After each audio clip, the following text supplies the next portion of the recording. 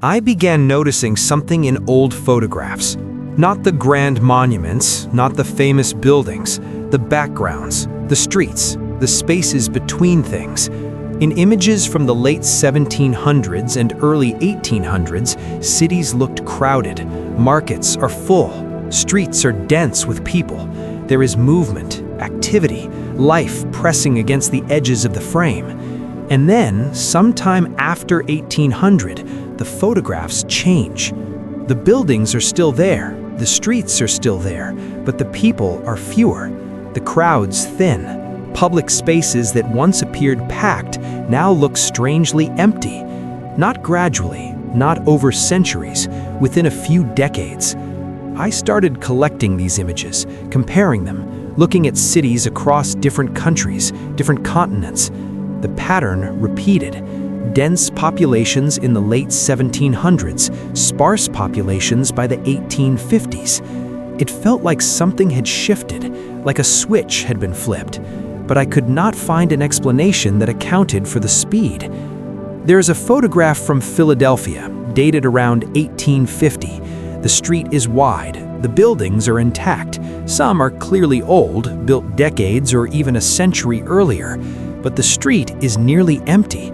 A few people stand in doorways, a horse and cart in the distance. The buildings suggest a city designed for thousands. The photograph shows dozens. Another image from a European city around the same time, a massive public square, ornate facades, fountains, monuments. 3 people visible in the entire frame. These are not disaster scenes. There is no rubble, no fires, no evidence of war. The cities are intact, but the populations are gone. I found a photograph from the American Midwest, a main street. The buildings are brick, stone, well constructed. They look old, though the town itself is supposedly newly settled.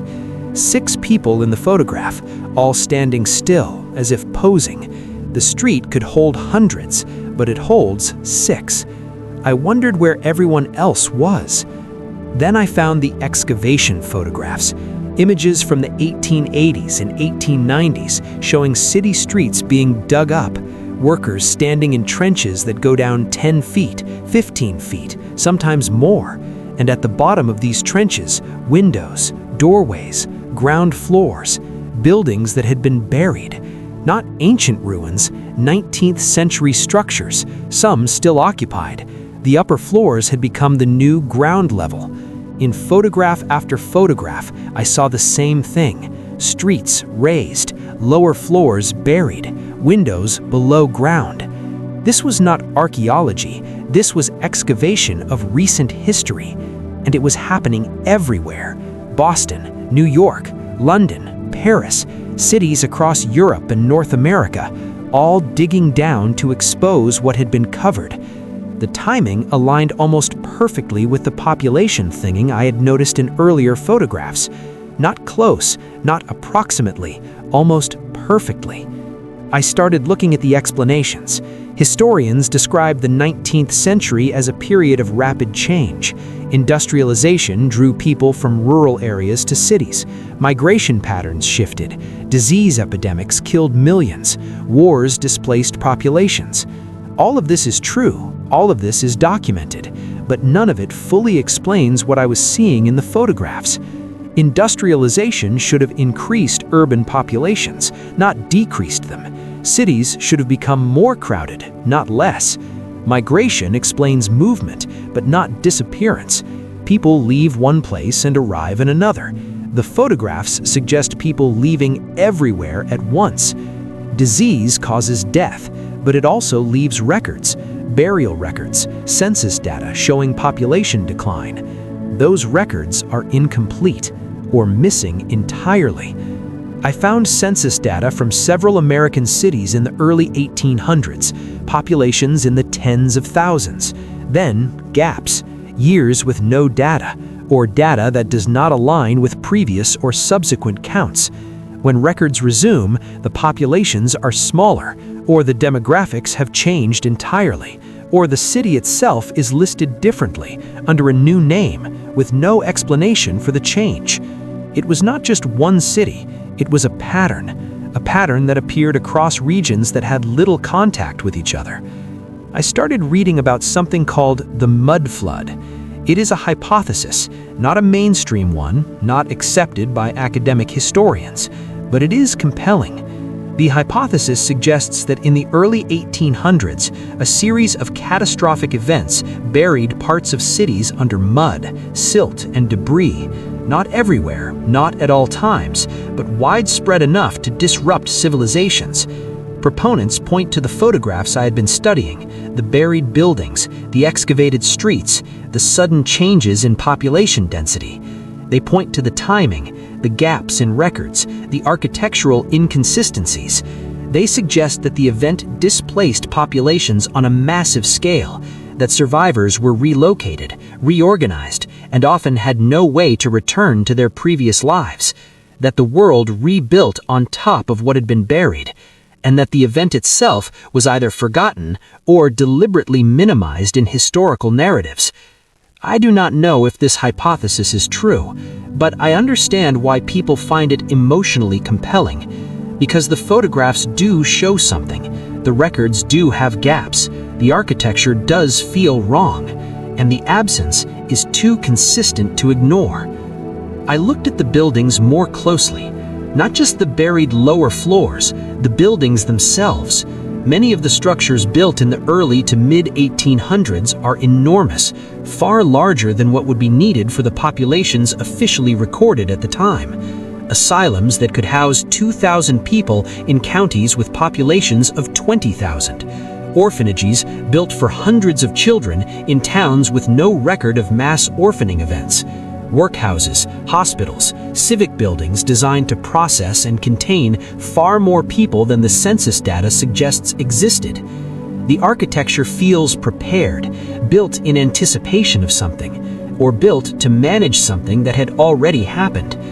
I found photographs of these institutions, long corridors, rows of beds, massive dining halls, and in some of the photographs, the people inside. Tired faces, work clothes. They look displaced, relocated, as if they don't quite belong where they are. Not prisoners, not patients in the modern sense, but people being managed, organized, assigned to new roles in a new system. One photograph shows a group of children outside an orphanage, dozens of them, standing in neat rows. The building behind them is enormous, Gothic windows, stone construction. It looks like it was built for a population 10 times the size of the group in the photograph. Where did these children come from? The records say their parents died, disease, poverty, accidents.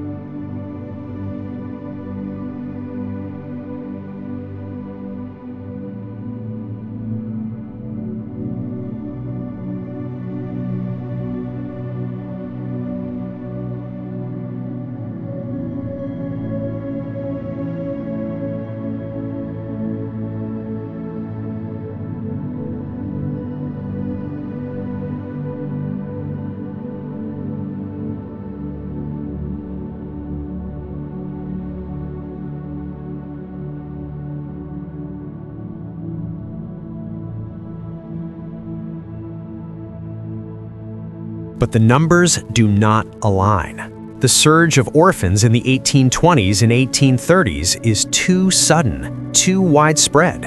Entire generations of children with no clear origin. The pattern was not limited to one country. I found similar photographs from England, from France, from Germany, Russia, Australia. Everywhere monumental architecture appeared in the early 1800s, the same human absence appeared in the records. Large buildings, few people, grand infrastructure, missing populations. Not war. War leaves bodies, records, stories. Not plague. Plague leaves mass graves, medical documentation, survivor accounts. Just absence. Populations that were there and then were not. I started thinking about trauma in memory. How disasters fragment identity, how survivors lose track of time, of place, of who they were before, how entire communities can be displaced and never find their way back, how records can be lost not through conspiracy, but through chaos, through the simple breakdown of systems that kept track of people. When a flood buries a city, when streets are razed, when buildings are repurposed, the continuity breaks. People are moved to temporary shelters, then to new housing, then to institutions. Names are misspelled, records are duplicated or lost, families are separated. By the time the crisis ends, no one remembers exactly who was where or how many people there had been to begin with. This happens in modern disasters. It happened in New Orleans after Katrina. It happened in Europe after World War II. It is not intentional. It is not coordinated. It is what happens when systems collapse and people scatter. If something similar happened in the early 1800s on a larger scale across multiple regions, the result would look exactly like what I was seeing in the photographs. Buildings intact, records incomplete, populations smaller than expected. Not because anyone hid the truth, but because no one could remember it clearly enough to record it. I kept returning to the photographs, the empty streets, the buried windows, the oversized institutions.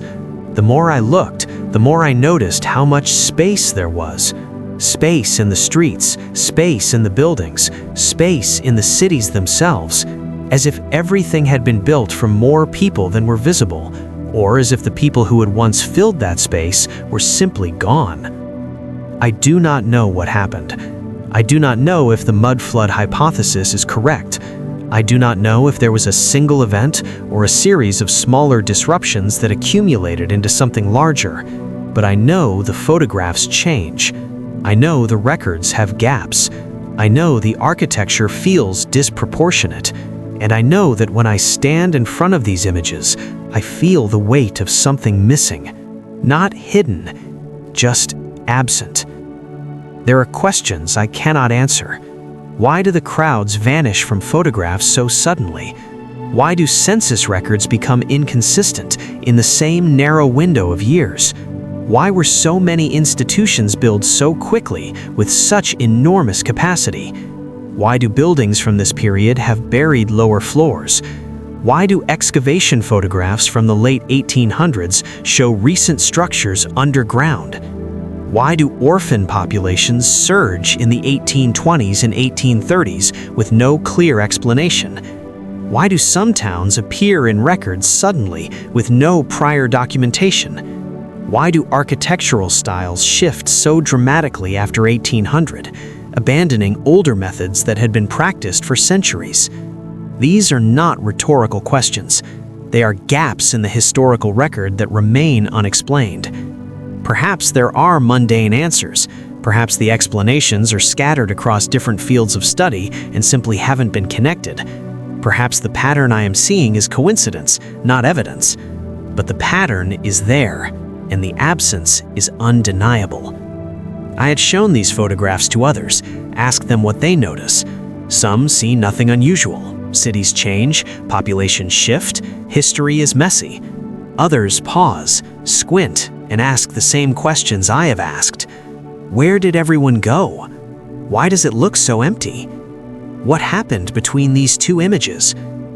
I do not have answers for them. I only have the photographs and the silence they contain. There is something unsettling about negative space in history. Not what is present, what is absent. Not what is recorded, what is missing. Not what is explained, what is ignored. The photographs show cities built for populations that do not appear in the images. The records show institutions designed for crises that are not fully documented. The architecture shows preparation for something that official history does not acknowledge. And the timing shows synchronization across regions that should have been independent. This does not prove anything, but it suggests something, that the world changed in the early 1800s in ways that are not fully captured by the narratives we have been given. That populations were disrupted, displaced, or diminished in ways that left gaps in the record. That the buildings and infrastructure we see in photographs were built for a world that no longer existed by the time the photographs were taken. And that whatever happened, it happened quickly enough that the transition feels abrupt. Not gradual, not slow. A switch flipped. One world ended, another began. And in the space between them, people disappeared. I keep looking at the photographs, the empty streets, the buried floors, the silent buildings. I keep asking the same questions, and I keep finding the absence where answers should be. Perhaps this is all. Absence. Not conspiracy, not cover-up, just the quiet erasure that happens when time passes and memory fades. But the photographs remain, and so do the questions. Have you noticed these patterns? Have you looked at old images and felt the same unease? Have you seen the buried windows, the empty streets, the oversized institutions? Tell me what you have seen, because the more people look, the more patterns emerge, and the more patterns emerge, the harder it becomes to accept that there is nothing to explain. The absence is not random, it is structured, and structure suggests cause. I do not know what that cause was, but I know it left a mark visible in every photograph from that period. A mark that looks like emptiness, like silence, like a world that lost its people and forgot to ask where they went. The photographs do not lie. They only show what was there and what was not. And in the space between, in the negative space, there is a story about populations that vanished, about cities that buried their own foundations, about institutions that appeared suddenly to manage a crisis no one fully recorded. About a world that rebuilt itself on top of what had been lost, and about the silence that followed. A silence so complete that even now, 2 centuries later, we cannot quite explain what happened. We only know that something did, and that the world that emerged afterward was different, smaller, quieter, more controlled. A world built in the image of what survived, not what was lost. The photographs are all that remain, and they tell a story through absence, through empty streets and buried windows, through institutions that outlasted the populations they were built to serve, through the silence of records that should exist but do not. This is not history as it is taught. This is history as it appears in images, fragmentary,